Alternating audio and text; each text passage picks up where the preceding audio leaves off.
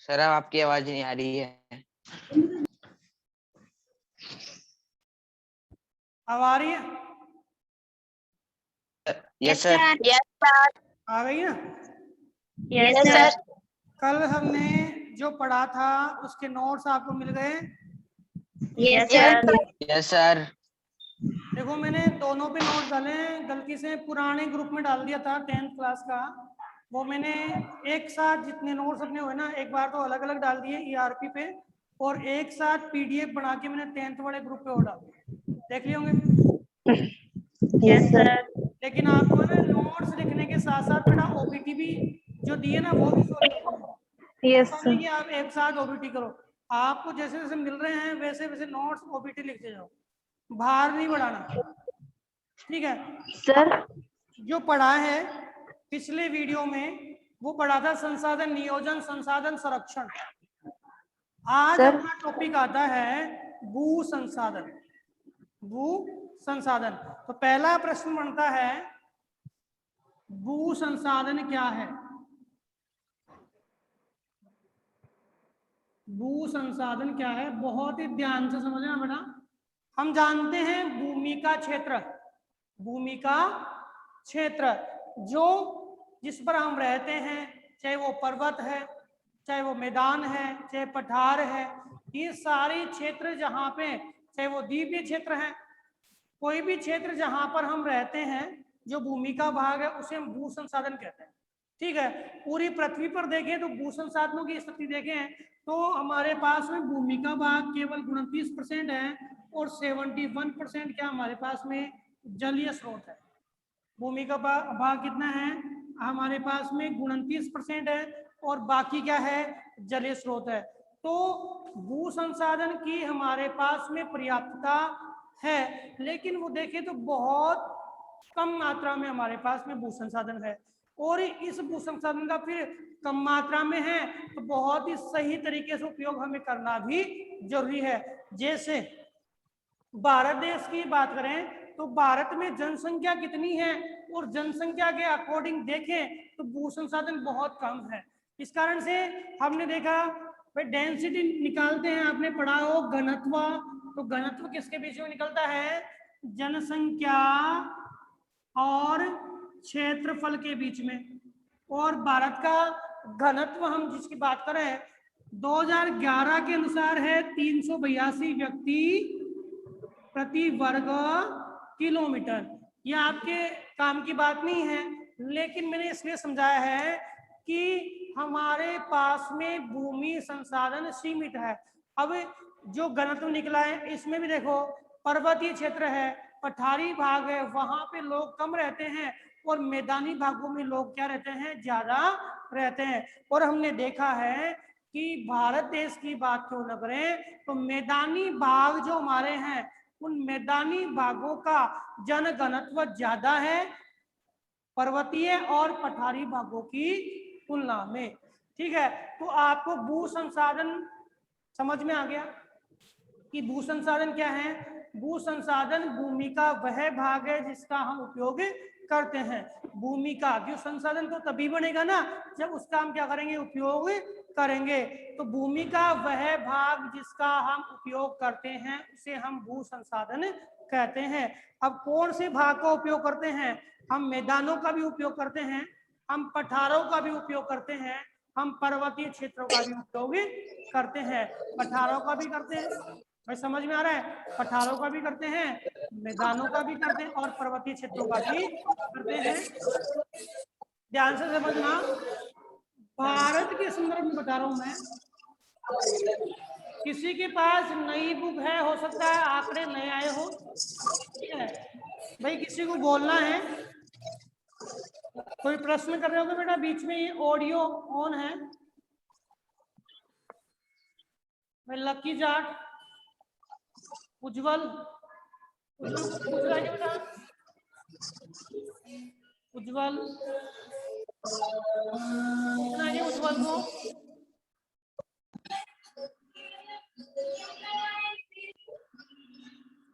उज्जवल,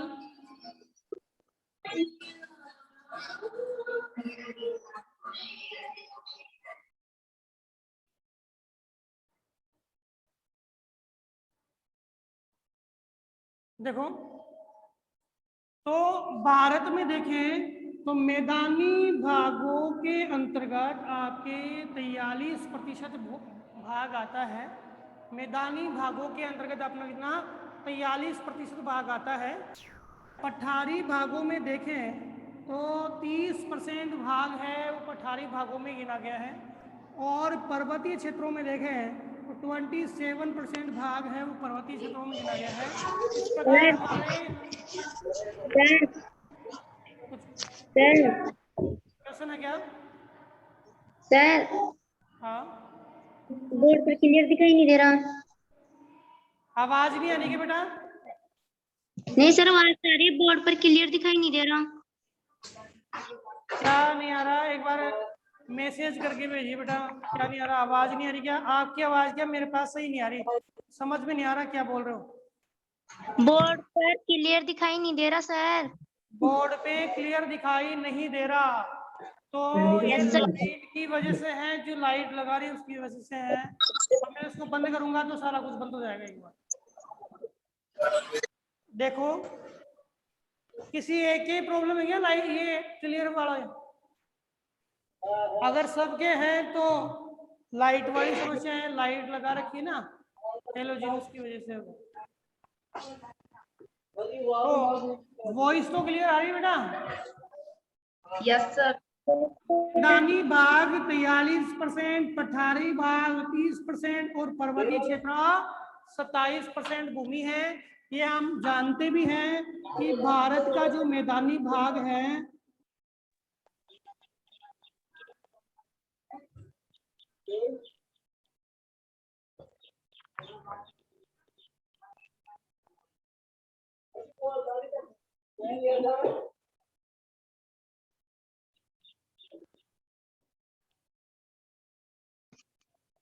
भारत के मैदानी भाग में देखें तो आपके देखो ये गंगा यमुना ब्रह्मपुत्र का जो मैदानी भाग है, ये वाला भाग जो गंगा यमुना का है, इधर देखें ये पूरा भाग, ये आपका मरुस्थलीय प्रदेश है। हालांकि इसको मैदान मानते हैं लेकिन ये कैसा है भी मरुस्थलीय प्रदेश है।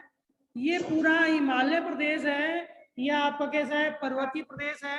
ये दक्षिण का जो भाग है वो क्या है आपका पठारी प्रदेश है। यहाँ पर भी देखिए कुछ हद तक नीलगिरी पर्वत श्रेणियां और पश्चिमी घाट, ये भी क्या है आपका पर्वतीय क्षेत्र है। ये ऊपर वाला भी क्या है आपका पर्वतीय क्षेत्र है। ठीक है, ये पूरा क्या है पर्वतीय क्षेत्र है। ये वाला मध्य वाला भाग क्या है आपके मैदानी भाग है और ये दक्षिण वाला भाग है आपका क्या है पठारी भाग। ठीक है, तो सर्वाधिक जनसंख्या भारत की कहाँ निवास करती है? इस मैदानी भाग में, उसके बाद कहाँ निवास करती है? इस पठारी भाग में, उसके बाद कहाँ निवास करती है? इस पर्वतीय भाग में। समझ में आई बात? तो ये जो आपका भू उपयोग भू संसाधन का वर्गीकरण है वो भारत में देखें तो अलग अलग क्षेत्रों में जो भू संसाधनों की रूपरेखा है वो अलग अलग पाई जाती है। अब आपके एक प्रश्न आता है,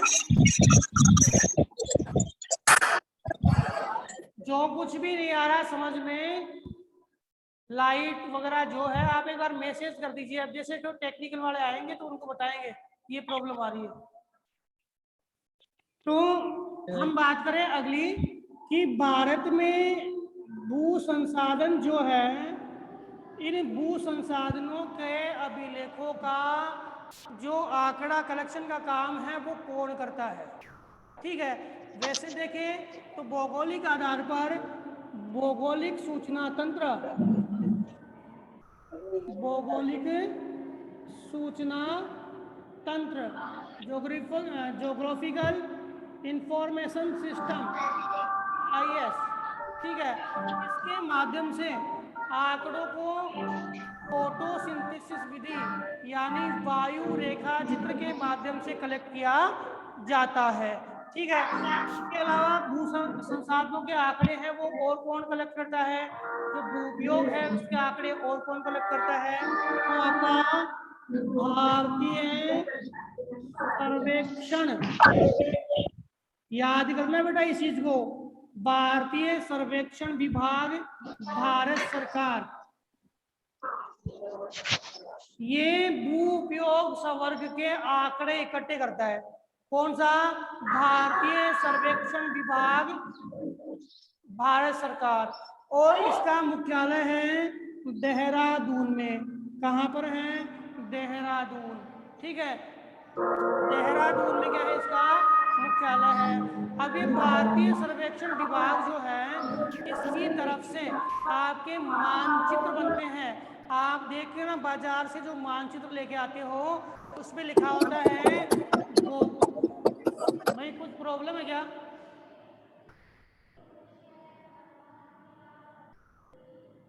अरे सूरज वर्मा, कुछ पूछना है बेटा? सूरज वर्मा,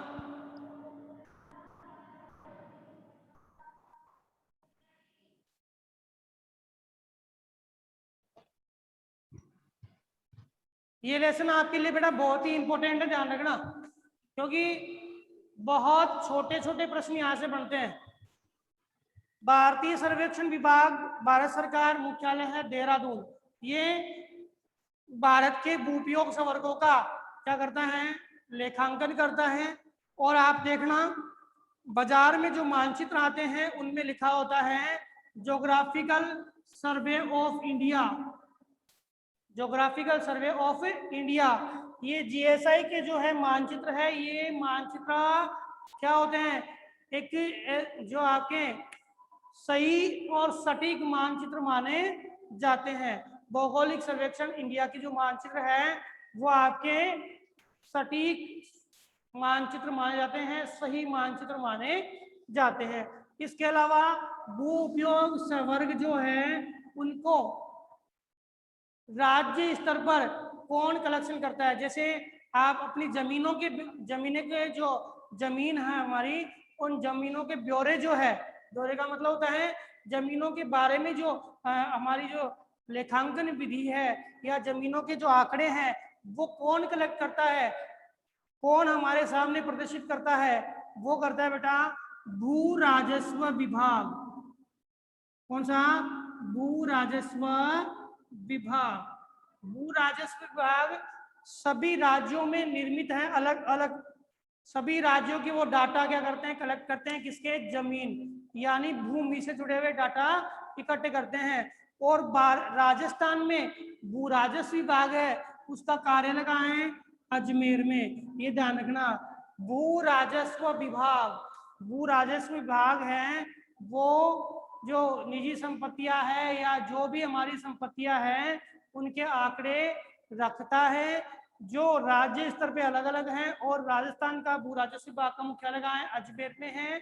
और पूरे आफ्टरऑल जो हमारे जमीन है उसका जो लेखांकन है वो कौन करता है? भारतीय सर्वेक्षण विभाग। सीमाओं का निर्धारण भी कौन करता है?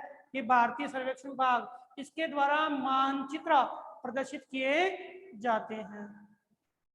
अब ये दो बात आपको समझ में आ गई कि भू संसाधन है वो क्या है? भूमि जो हमारी है वही जिसका अध्ययन हम करें अलग अलग क्षेत्रों में, वो जिनका उपयोग हम करते हैं। जैसे मान लो हम कृषि कार्य में कर रहे हैं, हम वन क्षेत्र जहां पर है, ठीक है, तो भूमि का जहां जहां उपयोग हो रहा है, जिस कार्य में उपयोग हो रहा है वो सारी भूमि क्या है? हमारे संसाधन है। इसलिए हम क्या बोलेंगे? जो भी भूमि का क्षेत्र है जो मानव के उपयोग में आ रहा है उसे क्या बोलेंगे? भू संसाधन कहेंगे। अब भू संसाधन के लिए जो हमारे भू उपयोग है उसको देखते हुए दो हमारी संस्थाएं, एक तो भौगोलिक सर्वेक्षण विभाग वो पूरे भारत के स्तर पे, और एक भू राजस्व विभाग जो हमारे राज्य स्तर पे क्या करता है? भूमि अभिलेखों का निर्धारण करता है। इसके बाद आता है कि भू संसाधनों का भू उपयोग के आधार पर भू उपयोग के आधार पर वर्गीकरण कीजिए। भू उपयोग के आधार पर क्या कीजिए, वर्गीकरण कीजिए।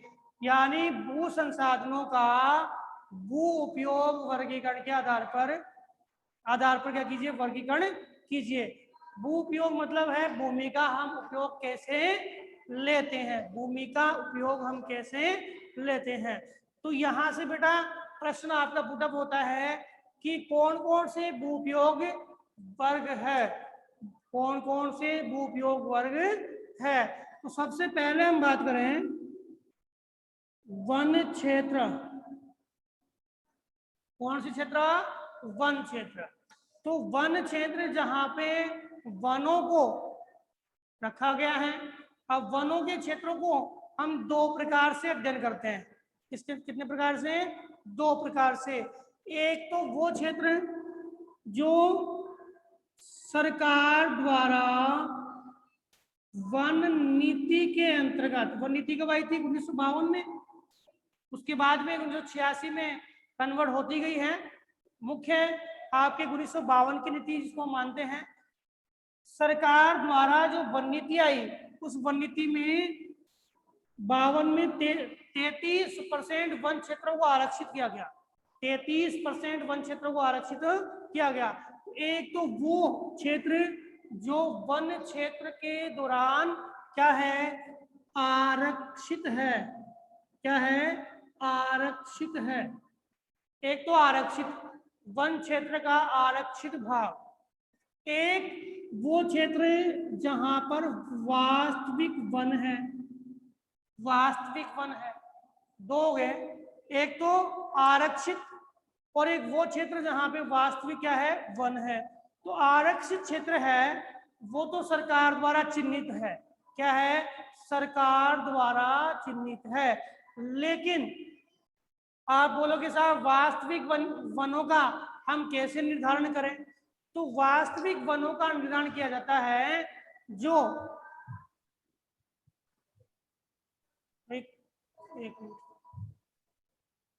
वास्तविक वनों का निर्धारण किया जाता है हमारे जो दूर संचार यंत्र, जो आपके दूर संवेदन विधि, उपग्रह संचार प्रणाली, दूर संवेदन विधि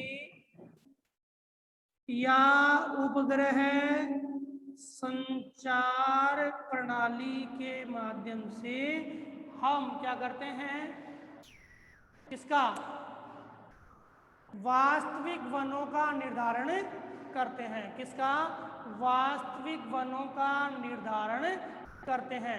समझ में आया कि वास्तविक वन क्षेत्र जिसका हम निर्धारण किसके आधार पर करते हैं, दूर संवेदन विधि, जो उपग्रह संचार माध्यम से हम जो आपने सुना हो जीपीएस सिस्टम, ठीक है, आपने सुना हो उपग्रह मानचित्र, उपग्रह मानचित्र यानी सैटेलाइट मानचित्र, इसके माध्यम से हम क्या करते हैं, वास्तविक वनों का अध्ययन करते हैं। कितने प्रतिशत वास्तविक वन है। तो पहली भूमि आई आपके वन क्षेत्र की। तो सरकार द्वारा वन नीति कब लाई गई, 1952 में। कब लाई गई, 1952 में। और उसके बाद आपके वन नीति में संशोधन होता गया। लेकिन वन नीति पहली 1952 में आई, 33% वन थे। लेकिन वर्तमान स्थिति देखें तो अभी भी हमारे पास में 22-23% वन ही है। इसके बाद हम बात करें दूसरे क्षेत्र की। तो दूसरे क्षेत्र में गैर कृषि कार्यों में प्रयुक्त भूमि, गैर कृषि कार्यों में प्रयुक्त भूमि। बेटा गैर कृषि कार्यों में कौन सी भूमि रखी जाती है, जैसे भाई गैर कृषि का मतलब जिसपे कृषि नहीं हो, जिसपे कृषि नहीं हो। तो कृषि कौन सी भी नहीं होगी, या तो वहां पे कोई उद्योग स्थापित है, या कोई मकान स्थापित है, भवन स्थापित कर रखा है हमने, सार्वजनिक भवन या निर्माण है जहाँ पे चला दियो लोग रहते हैं, अब आ गए समझ में। लोग निवास करते मेरी हैं। चल गई थी अभी दोबारा अभी क्या हुआ बेटा, आवाज नहीं आ रही क्या?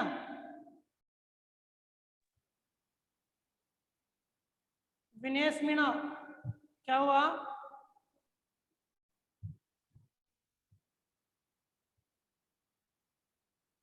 कोई भी आपको प्रश्न पूछना है तो आप चैट बॉक्स में लिखे बेटा, कोई प्रश्न पूछना है तो चैट बॉक्स में लिखे।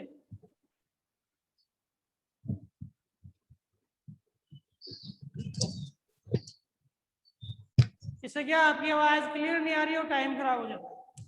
तो गैर कृषि कार्यों में प्रयुक्त भूमि ऐसी भूमि जिसमें आपके उद्योग है, भवन निर्माण है, जिसमें लोग निवास करते हैं, यानी जहाँ पे लोग निवास करते हैं, शहरी क्षेत्र है, यहाँ जहाँ पे कृषि कार्य नहीं होता है, इसे हम कौन सी भूमि क्षेत्र में मानते हैं? गैर कृषि कार्यों में प्रयुक्त भूमि। कौन सी?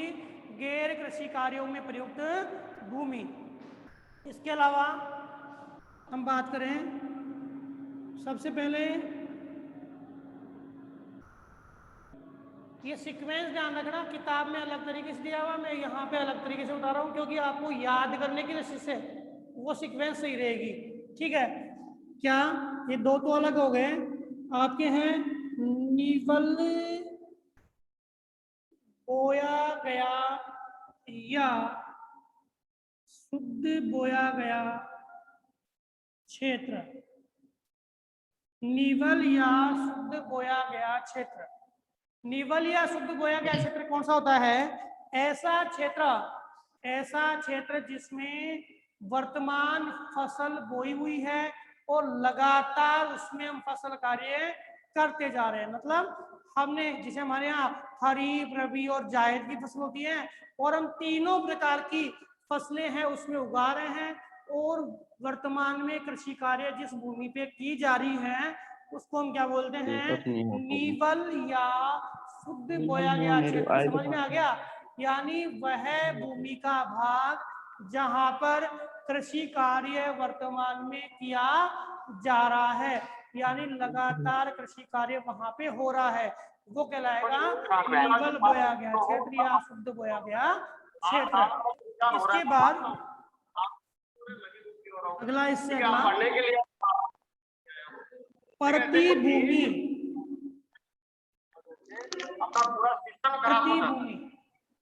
प्रतिभूमि, पड़त भूमि, क्या हुआ बेटा? आवाज नहीं आ रही क्या? नहीं सर। क्या हुआ भाई? जिसकी प्रॉब्लम है वो चैट में लिख दे बेटा, फिर बार बार मैं पूछता ही रहूंगा तो क्लास में कुछ पढ़ाई नहीं होगी बेटा। ठीक है, अगर आपको कोई टॉपिक समझ में आ रहा तो क्वेश्चन लिखे और चैट बॉक्स में भेज दीजिए, से मैं आपको क्वेश्चन देख लूं और आपको जवाब दे पाऊं। प्रतिभूमि, पड़त भूमि, ठीक है। और जो ग्रामीण क्षेत्र से हैं वो ये जानते हैं कि कई बार हम क्या करते हैं, जब फसल बोते हैं तो फसल बोने के दौरान उसको 1 वर्ष या 1 वर्ष से कम समय के लिए हम किसी भूमि को क्या करते हैं? खाली छोड़ते हैं। वो खाली क्यों छोड़ते हैं? क्योंकि हम उस फसल के क्षेत्र को खाली छोड़कर वहां भूमि की गुणवत्ता या उपजाऊ क्षमता को बढ़ाने की कोशिश करते हैं। ये तकनीक है, ये क्या है? तकनीक है जिसके माध्यम से हम भूमि की गुणवत्ता को बढ़ाते हैं। तो भूमि की गुणवत्ता को बढ़ाने के लिए हम इस प्रकार की टेक्नोलॉजी को अपनाते हैं। पड़त भूमि या प्रतिभूमि, 1 वर्ष या 1 वर्ष से कम समय तक जिस भूमि को क्या छोड़ा जाता है? खाली छोड़ा जाता है, उसको हम क्या बोलते हैं? प्रतिभूमि या पड़त भूमि। और अपनी भाषा में, सामान्य लैंग्वेज में बदवाड़ जिसे बोलते हैं, बदवाड़, खाली छोड़ दिया भाई थोड़ी भूमि, उसमें बाद में क्या कर लेंगे? हम कृषि कार्य कर लेंगे। वो इसलिए छोड़ते हैं क्योंकि गुणवत्ता बढ़ाई जा सके। पांचवा जो आपका है पुरातन, इसको प्रतिभूमि बोल दो या वर्तमान प्रतिभूमि बोल दो, वर्तमान प्रतिभूमि, ठीक है, इसको बोलते हैं पुरातन प्रतिभूमि। पुरातन प्रतिभूमि कौन सी होती है? ऐसी भूमि जिसमें हम क्या करते हैं कि 2 साल, 1 साल से अधिक और लगभग 3-4 साल तक कृषि कार्य नहीं करें, फिर कृषि कार्य करने लग जाए, वो कौन सी होती है? पुरातन प्रतिभूमि। कौन सी? जो जिसमें 1 साल से अधिक, 1 साल से कम वाला तो क्या हो गया? वर्तमान। 1 साल से अधिक और 2-3-4 साल तक, 5 साल से कम होना चाहिए, लेकिन 2-3-4 साल तक हम कृषि कार्य करने लग जाए, वो थी कौन सी? पुरातन प्रतिभूमि। यानी ऐसी भूमि जिसमें 1 साल से अधिक लेकिन 2-3-4 साल, 5 साल से कम होना चाहिए, 5 साल से कम समय में हम कृषि कार्य करने लग जाए, वो होती है आपकी पुरातन प्रतिभूमि। कौन सी होती है? पुरातन प्रतिभूमि। इसके बाद आपकी अगली है कौन सी? व्यर्थ भूमि। व्यर्थ भूमि। व्यर्थ भूमि कौन सी होती है? ऐसी भूमि, ऐसी भूमि जिसमें 5 साल से अधिक, 5 वर्ष से अधिक कृषि कार्य नहीं किया, लेकिन 5 साल से अधिक हमने कृषि कार्य नहीं किया, लेकिन तकनीकी आधार पर, तकनीकी आधार पर उस कृषि भूमि में हम कोई भी जैसे खाद डालो या अन्य कोई दवाई डाले या कोई तकनीकी इस्तेमाल की और हमने उस भूमि को कृषि योग्य बना लिया, ऐसी भूमि कौन सी होगी? ऐसी भूमि, एक मिनट भाई, अभी बोर्ड पे साफ दिख रहा है क्या यार? ये स्लाइड की वजह से साफ नहीं आ रहा, एक बार घुमाओ लाइट को।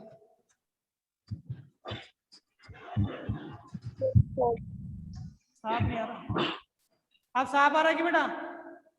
Yes sir. सर हैं? सर बोर्ड साफ दिख रहा है क्या आपको? Yes sir. पहले अच्छा था, नहीं अब अभी आ भी रहा सही है? है। सही है। सही आ रहा है क्या? Yes sir. Yes sir. ये बोर्ड पे लिखा हुआ दिख रहा है आपको? Yes sir. ठीक है, तो व्यर्थ या प्रतिभूमि वह प्रतिभूमि है, क्या हुआ? अब दिख रहा है क्या बेटा? Yes sir. यस अब सर। Yes sir. अब क्लियर दिख रहा है? पहले दिख रहा था? अब दिख रहा है। ठीक है, तो ये सही कर रहे हैं टेक्निकल टीम जो है।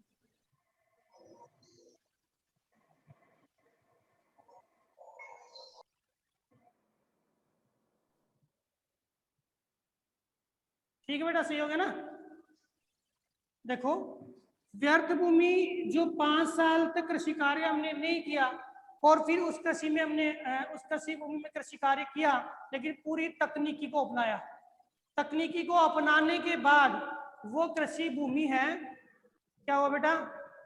व्हाट्सएप ग्रुप में ऐड नहीं हूँ तो वो आप मेरे को फोन करना बेटा, ये पढ़ा ही रहा हूँ मैं आपको। कौन है? अर्चना। अर्चना, आप व्हाट्सएप ग्रुप में नहीं हो तो इस ग्रुप में फोन करना, ठीक है? Yes sir. देखो, तो ये 5 साल के बाद में कृषि योग्य बनाई जा सकती है। इसके बाद हम देखें तो आपकी बंजर भूमि, बंजर भूमि, तो बंजर भूमि कौन सी है? भूमि का वह भाग, भूमि का वह भाग जो 5 साल तक हमने कृषि कार्य नहीं की, लेकिन कृषि कार्य करने के लिए हमने कई प्रकार की तकनीकियों का उपयोग किया, लेकिन उसमें हमें सफलता नहीं मिली और उस भूमि को हम उपजाऊ नहीं बना पाए, वो भूमि कौन सी होगी? बंजर। तो यहाँ व्यर्थ और बंजर में अंतर है। व्यर्थ में और बंजर में क्या है? अंतर है। व्यर्थ भूमि वो भूमि होगी जिसमें हम कृषि कार्य करने में समर्थ हो गए, सक्षम हो गए 5 साल के बाद में। लेकिन बंजर भूमि वह भूमि है जिसमें हम कृषि कार्य करने में समर्थ नहीं हुए 5 साल के अंदर। समझ में आ गया? इसके बाद आपके गैर कृषि कार्यों के अंतर्गत ही आपकी एक भूमि और आती है, कौन सी? ये तो समझ में आ गया। यहाँ 3 नंबर से लेके 7 नंबर की सीक्वेंस आपको समझनी है। 3 से लेके 7 वाली सीक्वेंस समझनी, बाकी समझ जाओगे। 3 वाली जो बोया गया है, जो बोया गया है, प्रति जिसमें 1 साल या 1 साल से कम भूमि को खाली छोड़ा गया है, वो कौन सी होगी? प्रति भूमि। ठीक है। पुरातन जिसमें 1 साल से अधिक लेकिन 4-5 साल से 5 साल मिनिमम 5 साल से कम, जैसे दूसरे साल में स्टार्ट कर दिया, तीसरे में कर दिया, चौथे में कर दिया, या चौथे के बाद 5 से पहले हमने उसमें कृषि कार्य करना आरंभ कर दिया, वो कौन सी होगी? पुरातन।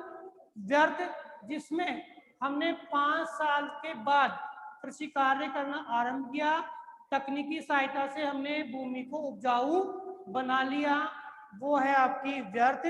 और वह भूमि जो 5 साल के बाद में भी उपजाऊ नहीं बनाई जा सकी, वो कौन सी होगी? बंजर भूमि। कौन सी? बंजर भूमि। इसके अलावा एक आपके आती है विविध, दिख रहा ना, विविध तरु फसल व उपवन। ये आपके वो भूमि का क्षेत्र जो निजी आपके क्या है, कोई बाग बगीचे हैं, निजी क्षेत्र है, निजी क्षेत्र के बाग बगीचे आदि हैं, उसको हम क्या बोलते हैं?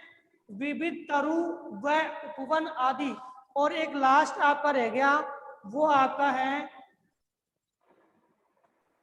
चारागाह भूमि। चारागाह या गोचर भूमि, ये इसी कैटेगरी का है जिसमें कृषि कार्य नहीं होती। इसमें भी क्या नहीं होती? कृषि कार्य नहीं होती। गोचर भूमि जानते हो? जिसमें गायें चराई जाती है, जिसमें गायें चराई जाती है, मतलब जिसको चारागाह घोषित कर रखा है, जिसमें क्या है, पशुओं को चराने की अनुमति है, वो है गोचर भूमि। इस प्रकार से भारत में भू संसाधनों को भू उपयोग के आधार पर 9 भागों में विभाजित किया है। पहला वन क्षेत्र, गैर कृषि कार्यों में प्रयुक्त भूमि, निवल बोया गया क्षेत्र, प्रति भूमि, पुरातन भूमि, व्यर्थ भूमि, बंजर भूमि, विविध तरु फसल वाली और चारागाह भूमि। अब बात करते हैं कि कौन सी भूमि है उसमें कमी आई है और कौन सी भूमि है उसमें वृद्धि हुई है। तो बेटा एक बार आपके पास में बुक है और बुक में जो आंकड़े दिए हुए हैं, उन आंकड़ों पे देखेंगे, प्रश्न यहां से आएंगे क्या, कि कौन सी भूमि में वृद्धि हुई है। बुक में आपके 2 आंकड़े दिए गए, 1960-61 का, एक 2002-2003 का। दोनों ही आंकड़ों में पूछेगा कि कौन से में वृद्धि हुई है और कौन से में कमी हुई है। तो मैं आपको सवर्ग बोल रहा हूं, एक बार नोट करना। आपके वन क्षेत्र है, उनमें वृद्धि हुई है, वन क्षेत्रों में क्या हुई है? वृद्धि हुई है। वन क्षेत्र क्या हुए हैं? बड़े हैं। ठीक है। वन क्षेत्रों के बाद में गैर कृषि कार्यों में प्रयुक्त भूमि नंबर 2 बड़ी है। वन क्षेत्र बड़े हैं, इसका कारण है कि लोगों में जागरूकता फैलाई गई। लोगों में जागरूकता फैलाने के साथ साथ GSI के माध्यम से उपयुक्त वन क्षेत्रों को खोजा गया, उन क्षेत्रों का निर्धारण किया गया और सरकार द्वारा कड़े कदम उठाए गए, क्योंकि वर्तमान विश्व की चिंता है ये वनों की कमी। इस कारण से सरकार ने कड़े कदम उठा करके और वन क्षेत्रों को क्या है, आगे से विकसित करने के लिए नवीनतम नीति अपनाई है, जिसके कारण वन क्षेत्रों का प्रतिशत बढ़ा है। ठीक है। हालांकि 33% नहीं हुआ, लेकिन वन क्षेत्रों का प्रतिशत पहले की तुलना में बढ़ा है। गैर कृषि कार्यों में प्रयुक्त भूमि है, उसका क्षेत्रफल भी बढ़ा है। कैसे बढ़ा है? क्योंकि जनसंख्या बढ़ रही है, जनसंख्या बढ़ रही है, और जनसंख्या बढ़ रही है तो जनसंख्या को निवास के लिए भवन चाहिए। ठीक है। और आजीविका के लिए उद्योग धंधे या जो इकाइयां हैं भवन निर्माण वगैरह उनको करना आवश्यक है। इसलिए उन्होंने क्या किया, ये बंजर भूमि है, चारागाह गोचर भूमि है, इसको भी क्या कर दिया, यूज कर दिया। और निर्माण सेक्टर सॉरी गैर कृषि कार्यों में प्रयुक्त भूमि है, इसके क्षेत्रफल में क्या हुई है, वृद्धि हुई है। और क्या बढ़ी है, वर्तमान प्रतिभूमि बढ़ी है, वर्तमान प्रतिभूमि बढ़ी है। वर्तमान प्रतिभूमि कौन सी, जो 1 साल या 1 साल से कम कृषि कार्य करते थे। तो अब क्या है, जनसंख्या बढ़ गई, लोगों की आवश्यकताएं बढ़ गई, तो लोगों की आवश्यकता को पूर्ति करने के लिए जो कृषक है वो तीनों प्रकार की फसलें बोने लगे। इसके लिए उन लोगों ने क्या किया, सिंचाई कार्य किया, सिंचाई को अपनाया, ठीक है, और दवाइयाँ खाद आदि डाली कि भूमि अगर मान लो कि उपजाऊ क्षमता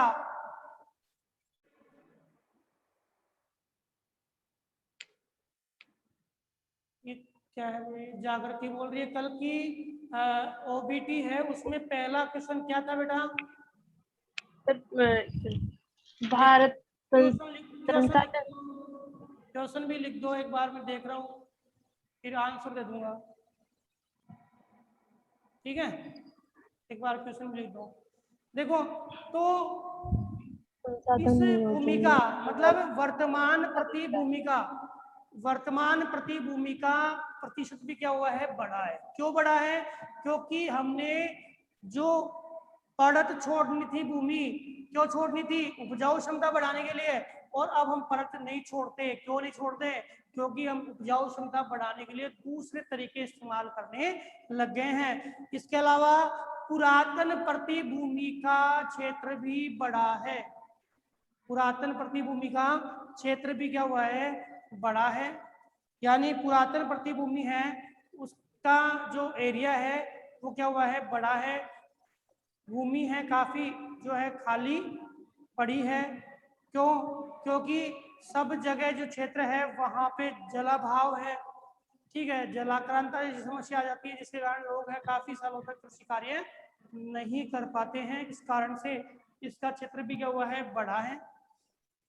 इसके अलावा कम क्या हुआ है, कम क्या हुआ है, कम हुआ है बंजर भूमि का क्षेत्र।